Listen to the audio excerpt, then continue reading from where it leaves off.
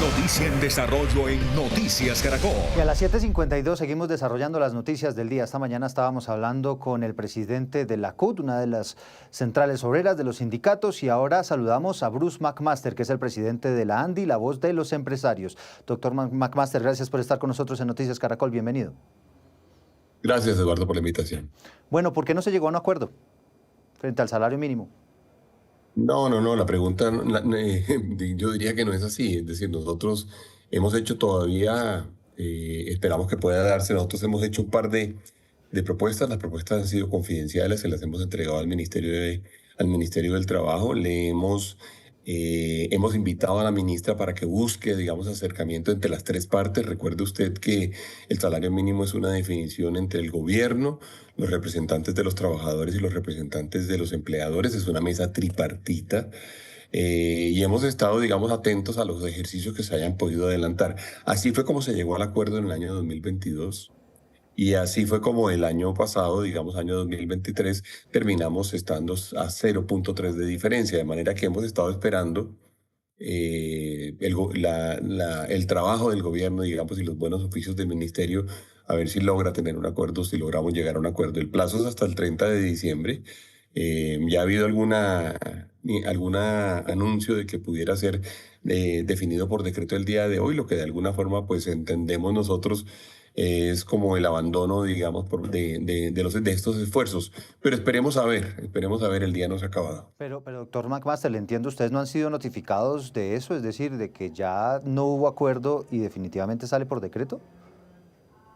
No, es que usted sabe que al final lo que hay es un procedimiento mediante el cual el acuerdo tenemos un plazo de acuerdo hasta el 15 de diciembre y a partir del 15 de diciembre el gobierno tiene el derecho jurídico, legal, de sacar el acuerdo por decreto. Históricamente lo que ha sucedido es que en los momentos en los cuales ha habido acuerdo, normalmente han sido entre el 15 de diciembre y el 30 de diciembre, de manera que hasta que no salga el decreto no se sabe. Bueno, el gobierno está anunciando que lo va a anunciar hoy el propio presidente de la República a las 2 de la tarde.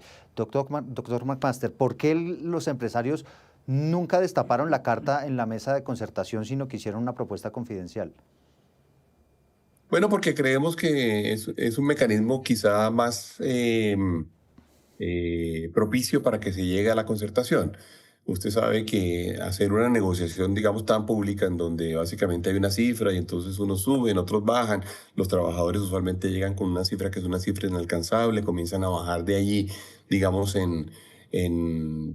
con cambios muy paulatinos y muy pequeños. Eso no produce, digamos, realmente una probabilidad alta de que tengamos concertación. De hecho, así fue como llegamos, le repito, el año 2022 a un acuerdo en donde lo que hicimos fue un ejercicio de ir buscando acercarnos y lo logramos. Y lo logramos alrededor en ese momento de la cifra del 16% que usted seguramente recuerda. Sí.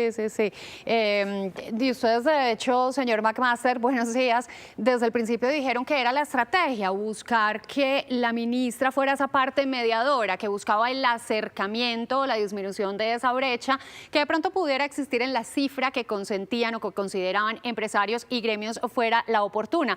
El señor Fabio Arias decía aquí hace algunos minutos en Noticias Caracol que era una estrategia absolutamente desgastada, que no había permitido que hubiera acercamiento y que pues por eso hoy saldría por decreto finalmente. Sí, eso seguramente lo que él dice, a él le gusta mucho más, digamos, hacer una conversación mucho más, diría yo, mediática en el sentido de ir diciendo cuáles son las cifras.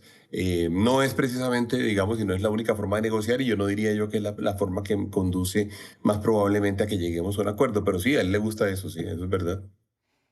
Señor Bruce McMaster, si hoy el gobierno por decreto anuncia este aumento para el salario mínimo y si se da entre un 9 o un 10% como se prevé, ¿cómo lo tomarían ustedes los gremios teniendo en cuenta que es una cifra que de todas maneras pues hace la diferencia con la que inicialmente habían propuesto? El gobierno tiene que tener mucho cuidado en la cifra que elija ahorita porque, tal como lo dijo el Banco de la República, si se equivoca, probablemente va a tener un efecto importante sobre la inflación. Y el efecto sobre la inflación va a tener una gran cantidad de otras consecuencias. Por ejemplo, no vamos a poder reducir más la tasa de interés o le vamos a quitar espacio, digamos, al Banco de la República para que reduzca la tasa de interés. Y esto va a tener efectos importantes tanto sobre los hogares colombianos, que son los principales afectados, como por supuesto sobre la reactivación económica, que también termina teniendo efectos sobre los hogares colombianos. El gobierno tiene una gran responsabilidad en este momento porque si no define una cifra correcta en donde se logre el equilibrio entre el máximo poder adquisitivo o incremento en el poder adquisitivo de los trabajadores, el control de la inflación, el manejo de las tasas de interés para el Banco de la República e incluso el empleo y la informalidad, si no logramos esa cifra, seguramente quien va a pagar esto en adelante, sobre todo, van a ser los trabajadores y los hogares colombianos, que son los que tendrían un efecto grande. Seguramente, y esto no es tan fácil de explicar porque claro que es un efecto económico que se termina retroalimentando el uno al otro. Quizá algunas personas dirán lo mejor es que se aumente el salario mínimo y ojalá eso se pueda, pero eso tiene unos límites que son los límites que terminan afectando también a los hogares por la vía de la inflación, que es donde tiene el gobierno que tener mayor cuidado.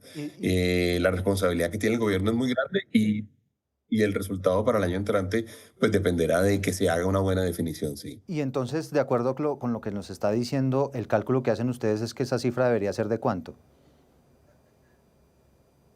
No, se lo he dicho y se lo he dicho que es una cifra confidencial, se lo había dicho antes de la entrevista también Eduardo, que no se le iba a poder decir porque hasta ahora, digamos, nosotros no tenemos la ilusión de que el gobierno pueda lograr un acuerdo. Sí. Bueno, quisiera hacerle una pregunta final, doctor McMaster, y aprovechando este contacto, porque la ANDI ha hecho un ejercicio muy juicioso para establecer lo que debería pasar con otra cifra que es muy importante en este fin de año y tiene que ver con la unidad de pago por capitación, que eso es básicamente el dinero que traslada el gobierno a las EPS para la prestación del servicio de salud a los colombianos.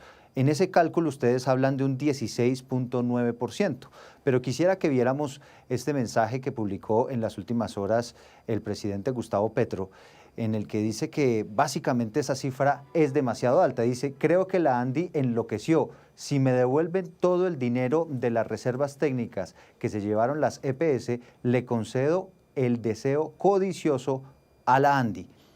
¿Qué opina sobre eso? No, me parece un mensaje muy malo, digamos, de parte del presidente de la República por varias razones. La primera es que nosotros no recibimos esa plata, entonces no hay ningún deseo codicioso, nosotros no tenemos nada que ver con el manejo de ese dinero. Lo que le estamos diciendo al gobierno es, si usted le quiere cumplir a los pacientes, si usted quiere que los pacientes no se sigan muriendo, si usted quiere que los pacientes reciban sus medicamentos, si usted quiere que usted tenga cómo pagarle a los médicos, a las enfermeras, si usted quiere que los hospitales tengan viabilidad en Colombia, usted tiene que destinar recursos suficientes para eso. Le hicimos un cálculo al gobierno, para lo que le sirva al gobierno, de cuánto debería ser el incremento en la disposición presupuestal que tenía que hacer para poder cumplir con la obligación que tiene el gobierno con los pacientes. Y le dijimos, de ahí es de donde sale el cálculo del 16.9%. Si usted, gobierno, no tiene en cuenta todos los costos que debe asumir, usted va a tener un problema grande y se lo quisimos dar. Entre otras cosas porque había habido una declaración del ministro de Salud diciendo que nadie le había dicho a cuánto debería subir la UPC. Entonces le dijimos, bueno, con mucho gusto le hacemos el cálculo. El cálculo da esto que aparece aquí, pero ojo, que es que si usted no cuenta con esos recursos, usted va a terminar afectando a los pacientes. Por eso hubo ayer declaraciones de muchas o de varias de las asociaciones de pacientes y de asociaciones médicas que le dijeron al gobierno, ojo que si usted no aumenta suficientemente su disponibilidad de recursos, su presupuesto, nosotros vamos a terminar pagando eso con nuestras vidas o vamos a terminar pagando eso con nuestra salud. Ese es el ejercicio. De manera que el mensaje del presidente no es bueno, porque es que además trata de legitimar, digamos, lo que nosotros estamos haciendo. Si yo hubiera sido él, yo hubiera tratado de entender por qué están diciendo esa cifra y diría, bueno, dado que yo soy quien tiene la obligación de darle la salud a los colombianos, voy a tratar de entender por qué me están hablando del 16.9%. Él puede tomarlo en cuenta o no tomarlo en cuenta. Si no lo toma en cuenta, pues él será responsable o el gobierno será el responsable justamente frente a los pacientes de Colombia. Pues es el presidente de la ANDI, Bruce McMaster. Gracias por estos minutos en Noticias Caracol. Bueno, Eduardo, gracias por la invitación.